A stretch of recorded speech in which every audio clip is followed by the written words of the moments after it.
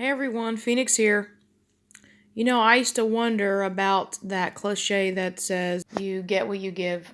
And if your whole life you've been dealing with narcissists, that statement's a lie. And I used to just hit my head against the wall figuratively and just be like, what the hell? What the hell does this even mean? I'm not getting what I give. Why can't I get the things that I want?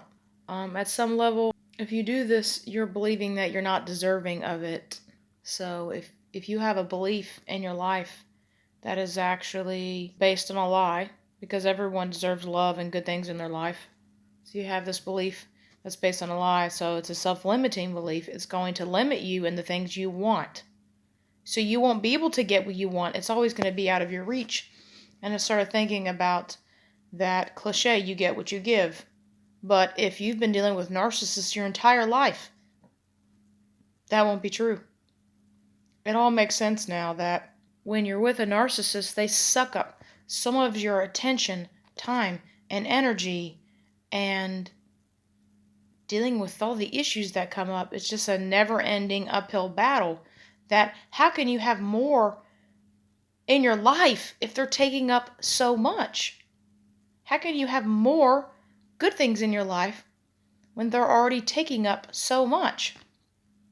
You can't. But the amazing thing is that when you are done with them and you have this new space in your life, can you imagine what God is going to allow to come into your life? Because you have this huge space that's not filled with a bunch of negativity and chaos and craziness and confusion that the narcissist created. It's just going to be this empty, neutral space. And now you can attract things that are good for you, that you can attract your desires. And really, your life is, now it's the time to hope. Now it's the time to dream, because you actually have space for something to come into your life. Before, you didn't. You didn't have any space. They were taking up all of it. I heard it was from Dr. Ramani. She's awesome. Her YouTube channel will really help educate you on how each aspect of narcissism really looks in real life, because the DSM-4 is not 5, whatever the hell it is now, is not going to make sense to a normal person. It's pretty amazing how she breaks it down. And I believe she says a narcissist gives you just enough so that you're not going to die, but you're still struggling for air.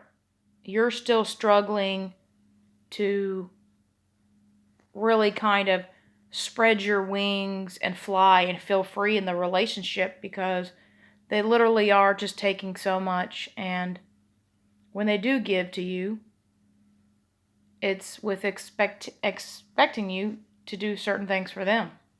So it's like, it's kind of like on a spaceship to the moon, and you run out of oxygen and there's only so much, and you really can't breathe. You can't say what you think. You can't say what you feel, because when you do, you're going to have them withdrawing, them shutting down, them leaving, them giving you the silent treatment, them raging.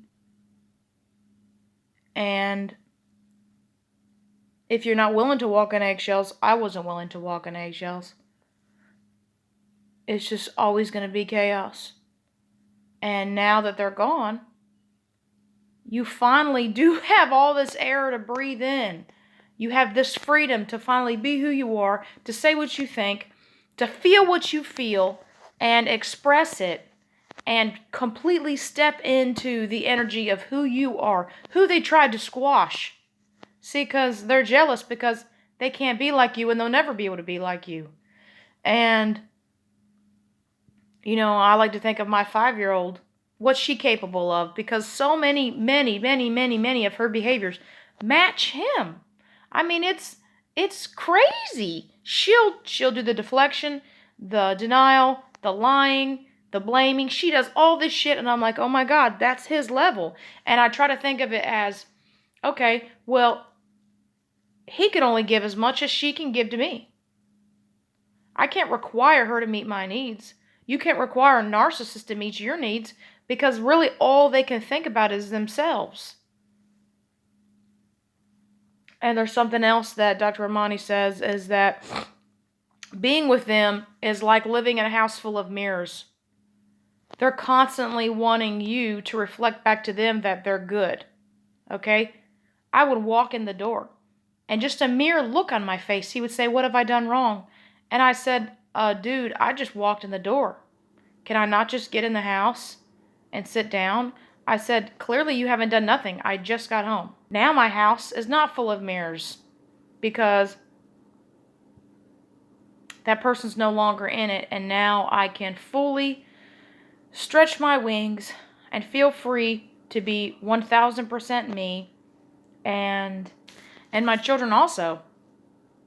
I've always encouraged them to say what they think and say what they feel, and which is one of my main objectives with my children. That's like my core belief with my children. They need to be able to say what they think and say what they feel and have that freedom.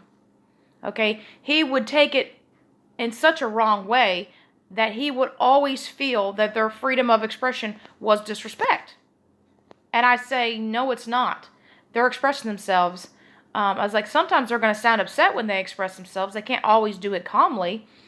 And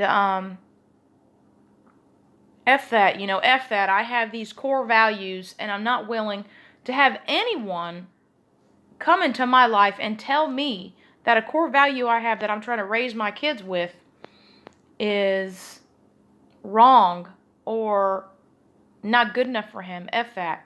I know how I want to raise my children, and I want them to be fully solid in who they are, to never doubt who they are, to never question their thoughts, to never question their feelings, and feel 100% free to spread their wings, and that I'll love them no matter what. And that's been my whole goal of raising. So back to what I was saying is now the mirrors are gone because I will not be anybody's reflection. It's not my job. It's not your job to make anyone feel good. It's not your job to make anyone feel good. Their feelings are their problem. Now you can fully breathe, take a full breath, have the freedom to just be you and not worry about the fallout of that. Now you have a decision what type of people you're going to allow to enter your life. When people start to encroach upon your freedom, when they start to judge you, when they start to respond negatively to you just being yourself, you have a decision now what type of people and the energy and the vibration that they have that you're going to allow into your life. Because that empty space, and I believe it's a law of life, that empty space will get filled. Please choose wisely. Please choose what's good for you and what makes you feel more yourself. And what's good for your children if you have them, and people who will support you but also challenge you so that you can grow and be your best self.